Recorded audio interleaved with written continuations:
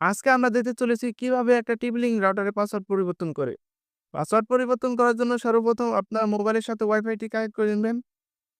এখন চলে যাবেন যেকোনো একটা ব্রাউজারে। ব্রাউজারে গিয়ে সার্চ করবেন 192.168.0.1 লিখে গোতে ক্লিক করে দিবেন। গোতে ক্লিক করার সাথে, সাথে আপনাদের কাছে একটা ইউজার নেম এবং একটা পাসওয়ার্ড চাবে। তো ইউজার নেম হচ্ছে অ্যাডমিন এবং পাসওয়ার্ডও হচ্ছে অ্যাডমিন। লিখে লগইনে ক্লিক করে দিবেন। লগইনে ক্লিক করার সাথে, সাথে আপনাদের রাউটারের ভেতর প্রবেশ করাবে। এখানে দেখতে পারবেন ওয়্যারলেস নামে একটি অপশন আছে, এটার উপর ক্লিক করে দেবেন। এখানে ওয়্যারলেস সিকিউরিটি নামে একটা অপশন আছে, এটার উপর ক্লিক করে দেবেন।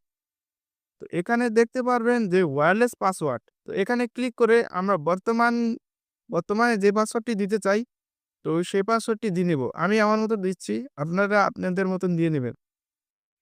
দিয়ে এখানে সেভ করে দিবেন। তো দেখতেই পারলেন কিভাবে একটা টিপি লিঙ্ক রাউটারের পাসওয়ার্ড পরিবর্তন করব।